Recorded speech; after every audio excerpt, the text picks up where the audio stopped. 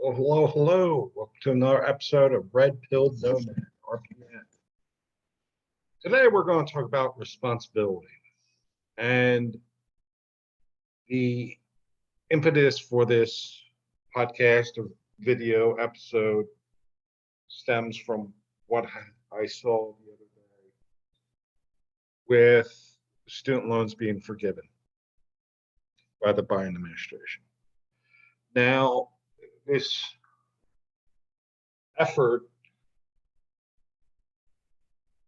to forgive student loans is for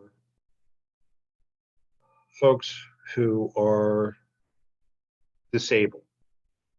With that said, I'll speak within my own family. I've seen people take full advantage of what being disabled is. Now, my understanding is the Biden administration will forgive loans for those who are completely or terribly handicapped, disabled, something like that. Again, and it needs to be proven to some extent. There is some audit or verification.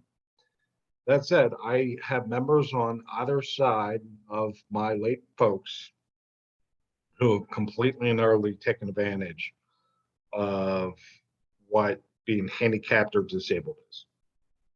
And on top of that, getting into responsibility here, I just wonder, when these people accrued this debt, were they of mental and physical faculty? Or was this someone, in essence, just getting a degree because even though they may have disabilities, which I can respect, I am not perfect either, okay? I am capable, as far as I know. I work, have my own business, make money, but I just really think about how this is going to be used and abused. And it's like $1.5 billion. It's some number like that. And it's also a slippery slope. Okay, this is where it starts. This is where folks like myself and others who paid off student loans diligently are now footing the bill for those who may have spent anything other than in a responsible fashion. Okay, and I think it's going to snowball. All right, before you know it, it's going to be this group, that group is going to have loan forgiveness. Now, let's think about this from an economics or financial perspective. Okay, what does that mean?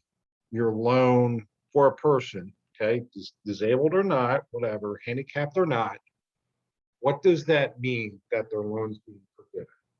Well, to that person, they no longer owe that money. But the devil's in the details. And does that mean the government is paying the loan servicer, okay, the full amount or a considerable portion of that money? Or does that mean the government is forcing the servicer to write that loan off their books, which would be a tax deduction, okay? But in essence, that's lost revenue, especially in the interest category, okay? I don't know, but it is a slippery slope of folks looking for the government to take responsibility for their actions. Whether or not that is an accident or something that an intentional decision someone made, okay? And again, it is something I see over and over again, especially in the dating world, where you have people who don't want to take responsibility, don't have a whole lot of self-awareness, and can't be accountable for their poor decisions and actions. Okay. And let's look at what's happening with COVID. Let's look at Kabul. And it just keeps going and going and going. So, what do we do about that? Well, I, for one, am an independent person, more libertarian than Democrat, conservative, liberal, whatever. And I think we have to return to our roots. And that's why I am a nomad. Okay. Looking to move, looking to have dual citizenship and expatriate, because this is the downfall I see, where that will accrue. No politician's going to suck up trying to address this, because that means they won't get reelected, or their party's going to fall out of favor with them, and yeah, I'm looking to go elsewhere. Right. One of the reasons why there's just a half-hearted effort to fix what's fundamentally wrong, the root cause. Okay. If you think about, let's go back to why we had the student loan crisis in the first place. The government started backing, okay, underwriting the loans the banks and financial institutions were making for college, higher education, such as student loans, right? And what that means is that if the person couldn't pay, the government would help out, right? And because of that, then soon thereafter, even if someone declared personal bankruptcy, I believe that's Chapter 13, they couldn't absolve that debt of the student loan. Why? Because if you think about it, too many people declare bankruptcy. Uncle Sam still has to pay the servicer, the financial institution, bank, etc. They're going to go out of business, bankrupt, right? So what happened? Well, we had increasing cost of living, inflation, right? Even before Biden and COVID.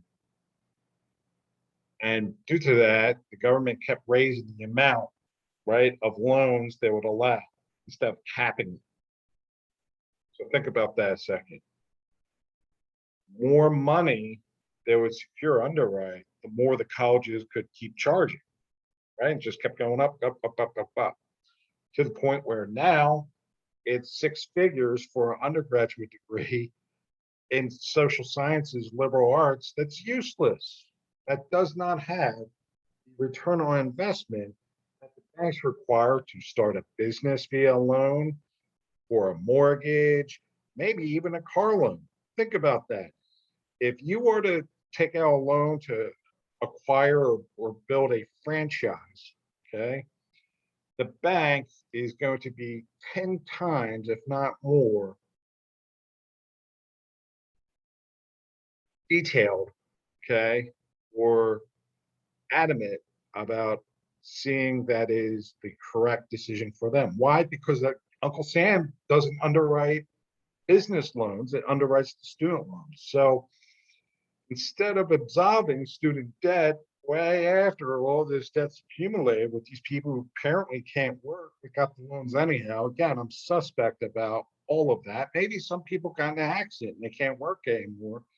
But if that's the case, they can't do any work at all, right? Gotta go back to the root cause. Root cause was these federal loans, underwriting these loans, and it kept the cost of higher ed degrees, etc., just increasing, getting out of control. Instead of doing that, right, we're just going to forgive a certain sector that, again, I think it really opens the door to a lot of uh, financial impropriety. Hold on a second.